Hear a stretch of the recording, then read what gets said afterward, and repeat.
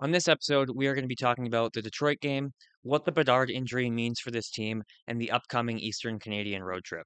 So, obviously, the Detroit game didn't go great, didn't go as planned, so I want to get that out of the way quickly. We're also going to be touching on the Bedard injury, like I said, what that means for the team, the mystery timeline we have right now, who needs to step up, all that good stuff. The upcoming Canadian road trip we're going to talk about. We're going to talk about Nick Lardis, how he played in tonight's game or last night's game, by the way. We're also going to talk about Sam Renzel's AHL success, and we got to talk about that Laurent Brossoit goalie goal. So yeah, the Detroit game. I mean, I missed probably. Oh, I probably watched 50 minutes of it. I missed probably 10 minutes of actual game time. I was at work, but I was fortunate enough to be able to watch the majority of it. But there was no post game show, obviously, because I was at work. It just couldn't happen. But so we'll talk about it now a little bit. There's really not much to say. This team so far, one game without Bedard, is kind of what we expected. Obviously, we hoped that guys were going to step up. We thought, okay, this is the time for Frank Nazar to get out of this slump. Um, he didn't look terrible last night, but he certainly didn't get out of his slump. Uh, Nobody scored, so 4-0 loss. Patty Kane had a couple points. He had 498, I believe it was. That one stung and made me happy at the same time, as I'm sure it did for most Hawks fans. Um, I'll just quickly knock out, to me, what the big issues were last night. It was sloppy. We didn't start the game on time. What else is new? That seems to be the story a lot this year. We gave Detroit way too much space in the D zone, in our D zone. They were just it was a power play. I mean, they were just uncontested everywhere, very similar to the St. Louis game. They were just walking in, completely uncontested. So didn't like that at all. And the big thing is too that I'm starting to notice with this team at the beginning of the year, they were pretty physical. They were a physical team. Where has that physicality gone? It's gone. There's no more physicality. The only person who brings any sort of it is Colton Dock, and you can't rely on one guy, especially a rookie, um, to bring your team's entire physicality. I mean, we've got to have one of the tallest blue lines in the NHL. Murphy will drop them with anybody. Murphy will throw hits. Crevier and Vlasic need to use their size more. So it's just disappointing the level of physicality that this team brings night in night out. It's nowhere near the level that it was at the beginning of the year. They looked so much better at the beginning of the year, and it's something needs to change. They need to get back to that because I think there's a correlation with this team being physical, being fast, uh, that translates to more wins with this team. And I don't think that's unique to the Hawks. I think that can be said about most teams. Um, I mean, look who's won cups the last few years. Physicality is a big part of that. Um, so yeah, no physicality was a really big thing for me. It's probably the thing I'm kind of it's kind of snowballed, but it's one of the things I've been most upset about lately with this team. And the one positive to come out of the night, Nick Lardis makes his NHL debut, and that is the silver lining with the Connor Bedard injury is that Nick we get to see Nick Lardis for the first time, and I thought he had a great game. Um, Especially for being his first NHL game and being an undersized forward. The guy had 5 hits. I really only noticed 2 of them, and one of them I was like, "Okay, I wasn't familiar with your game, Nick Lardis." I mean, he made the glass rattle, and it was a good hit. I had to do a double take to see make sure was that Nick Lardis? Um, so yeah, I had 5 hits. He had 2 shots on goal. I believe I want to say it was 8 shot attempts. I don't have that written down, but I'm 99% sure he had 8 shot attempts. Um, you can tell where he likes to be on that power play. I love that he was on PP1. He was in Bedard's spot, obviously as a left shot though. Um, and he likes his spot. He likes low, that kind of dry sidle position. We saw a lot of that in Rockford. He scored a few goals from there. He was trying that out tonight. He hit a crossbar. The kid looked good, and he had chemistry. Unsurprisingly, he had chemistry with Oliver Moore, and a nice surprise. There was some chemistry there with Ryan Green. So I thought that kid line was fun. They had a better start to the game than they did rest of the game. They definitely cooled off as the game went on. The first 2, 3 shifts of the game were electric for that line, and then they did kind of cool off as the game went on. But there's really just not much to get into with this Detroit game. They were on the second half of a back-to-back. What else is new? Not really an excuse still for the effort. Um, Detroit played a good game. Detroit's kind of on a heater right now. They had a really good road trip. I believe that was their last game of the road trip, and they had a really good road trip. I saw them in Vancouver, and they beat Vancouver the same score, 4-0.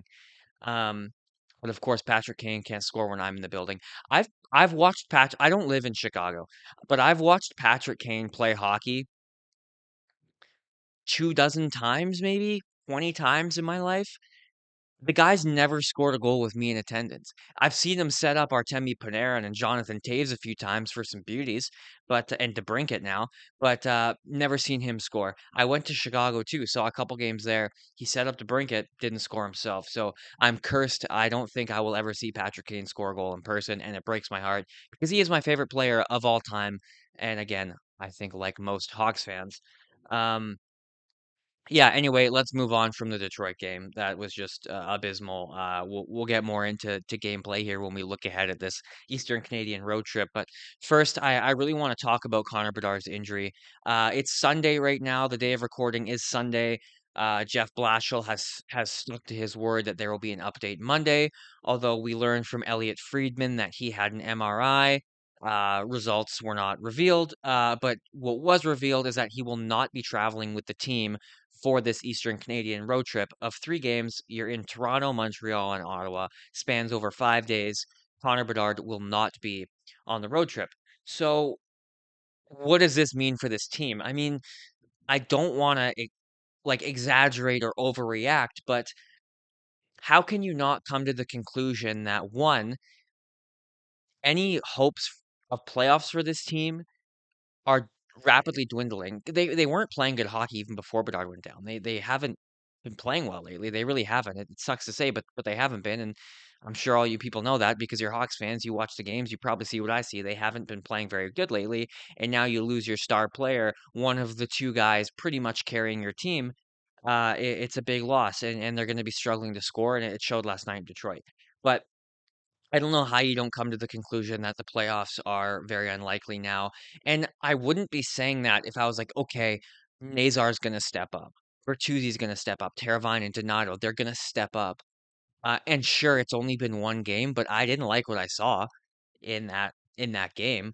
I certainly am not relying on them to step up. I mean, you got the veterans in Bertuzzi, Teravainen, and Donato, who you're paying for offense. Um, they need to step up. That's their job, and we need them more than ever now to do that. So this swing on the east coast of Canada is going to be very telling for this team in terms of whether or not they're going to stay in the fight for a wild card spot. I believe at the time of recording, they're 3 points out with the game in hand, 2 points out, something like that. Game in hand though. So they're still in the fight. They're not out of the fight whatsoever. So all hope isn't lost, but it's I don't know where you'd be getting hope from right now. At least for me, I don't see it. And this is where Frank Nazar needs to come out of his slump. Saying it pregame yesterday, it was the talk on Twitter, like, Nazar, this is where you get out of this slump, Frank. You haven't scored since October 28th, I believe it is, pre-Halloween. Um, I moved November 1st. I've lived in my new house for a month and a half. He hasn't scored since I've lived in my new house. That means nothing to you guys, but for me, that feels crazy. Um, so yeah, we're looking for Frankie to do something here. Yeah, it's for me. There's not much hope for playoffs at the moment. Especially, I'm kind of just I'm assuming this Bedard injury is serious, and I think that's a safe assumption. Everything we know, how it looked, how his reaction was, how Blashill is handling it in terms of revealing information, the fact that he's not coming on this 6-day road trip. I mean, I just think it's fair to come to the conclusion at least a month, right? I would think he's out at least a month, but I'm not a doctor. We don't even know what the injury is, so there's really no point in speculating, but I would lean towards it's more on the serious side and he'll be out more longer term than short term. Um, so I don't know. I mean, for me, hope is low right now, but I keep trying to remind myself, and if you guys are losing hope too here, just keep reminding yourselves that this team was not supposed to make the playoffs this year. Even if Bedard getting hurt, they're likely not going to make the playoffs, and that is fine. This year has still been a success. They are a 500 team right now in mid-December. Can't remember the last time we could say that. Um, they're not if they don't make the playoffs, that's to be expected, and that's fine. The most important thing is we see improvement, and we have seen that so far out of who you want to see it from. So I just keep trying to remind myself that this year is still a success, even if they don't make the playoffs. It's just hard not to get a bit ahead of yourself and get a bit optimistic when you see that there's a chance. And us Hawks fans, we've been craving that playoff hockey since 2017. I'm sorry, I don't count 2020. I guess it counts technically, but come on, like that didn't feel like playoff hockey. To me, it doesn't count. We haven't seen playoff hockey since 2017. I'm saying it, and we didn't even win a single game. So it's hard not to get a little excited and maybe get a little bit too optimistic. But the point is, this year is still on pace to be a success. You got to be happy with the development we've seen, and there are guys that still aren't even here yet. Korchinski's not on the team. He's in Rockford. Sam Rinzel's currently not on the team. The big one in Anton Frondel, he's not even here yet. Gansterov's not even here yet. The list goes on. Like, those are obviously the bigger names, but, like, the list goes on. You know, Boisvert, Vanacker, Nestrasil.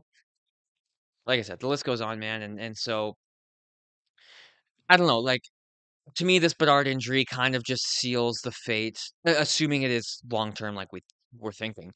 It kind of just seals the fate for me that yeah, playoffs aren't happening this year, and that's okay. But it kind of just sets that in stone, which it's a little tough. It's a tough pill to swallow, and it's also sucks because one, you want your star player to be healthy. It's not a good sign now if he's had two major injuries in his first three seasons. That's not good. But like, who's gonna sit here and say that the games aren't astronomically more fun to watch when Connor Bedard is playing? The guy's a human highlight reel. He just makes the games more fun as a fan from an entertainment perspective. And that's what this is at the end of the day. What sports is entertainment. And he is the most entertaining player we've seen in a Hawks uniform in a long, long time. So it blows that he's out. Obviously, wishing him nothing but the best, speedy recovery. We want him back. We miss him already. Um, let's look ahead at this Canadian road trip. Like I said, it's a 6-day road trip taking into account the day they would fly out. 3 games in 5 days. You're in Toronto, then you're in Montreal, then you're in Ottawa. Um, with a day, you have a day off in between each game, so no back to backs on this road trip. So let's kind of. I'm not going to deep dive into Montreal and Ottawa.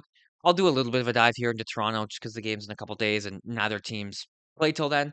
So Toronto's 14, 12, and 5 on the year, 4 points out of wild card two, and they're coming off a 6-3 shellacking. Don't even know if that's a word. Uh, against the Edmonton Oilers on home ice. So for me, this team had a really tough start to the year. They have star players that aren't producing. Austin Matthews. Um, they've been better lately. Um, they're 5-3-2 in their last 10, and they're 9-5-5 on home ice. So they're getting wins on home ice. They've been better in their last 10. They have a winning record in their last 10. They've been better lately. They're getting goaltending from Hildeby now. Um, to me, this is a team that I'm not when I think about this matchup, I'm not thinking early season Maple Leafs. They're trash, bottom of the East. I'm thinking, okay, the Maple Leafs are starting to come back here. So now you're facing more of the real Maple Leafs, I think, at least from what I've seen lately from them. Um, so yeah, it's a game, man. Like it's gonna be a tough game, and it's gonna be a big test for the kids too, especially Nick Lardis. It's gonna be a second NHL game. You're in Canada. It's hockey night in Canada. In Toronto, I mean, does it get more? Is there more pressure in the regular season? Or maybe not more pressure? Is there a bigger spotlight to play in the regular season than Hockey Night in Canada and Toronto? The only thing I can think of is if it was on a Saturday, but it's going to be on a Tuesday. Um, so and you're probably you would expect a good effort from the Maple Leafs too, because like I said, they're coming off a 9-3. Did I say 9-3 earlier? They're coming off a 6-3 loss to the Edmonton Oilers on home ice, a 6-3 embarrassment.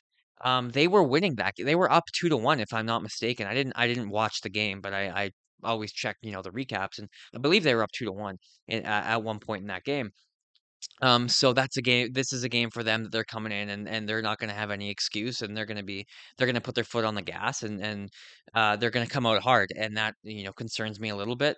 Um, but to me, like again, I'm trying to just like I get ahead of myself here, and I'm trying to just calm myself here by reminding myself that, this road trip, especially now with Bedard out of the lineup, this road trip to me at least, and what I think it probably is for the players. I mean, obviously the players want to win, but I think for the organization, it's not as much like about the wins and losses on this road trip. Um, at least for me, I think what I want to see more so is how these kids handle it, how these kids handle adversity. You haven't been playing well lately. You have a guy in his second game. You're down your superstar. You're playing in Hockey Night in Canada in Toronto. Start of a 3-game road trip. You're in Canada. To me, I'm just thinking, okay, how are the kids going to handle this? And I also want to know how like I said earlier in the episode, Bert, Tavo, and Donato, where are you? Like, let's see them step up. This is a test for them as well. This is a test for this team.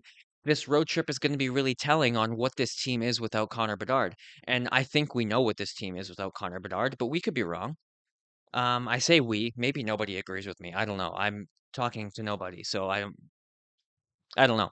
Um, But yeah, it's to me, it's about the development and it's about what Jeff Blashill says, building winning habits. Like if they come out of this road trip 0-3 or 0-2-1, but they're all 1-goal games and they looked good, and Nazar is coming out of his slump, I'm not going to be that upset.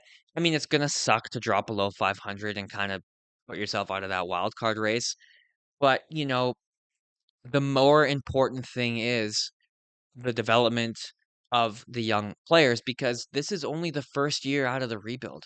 This is the first year of expecting not to suck and be in the bottom three.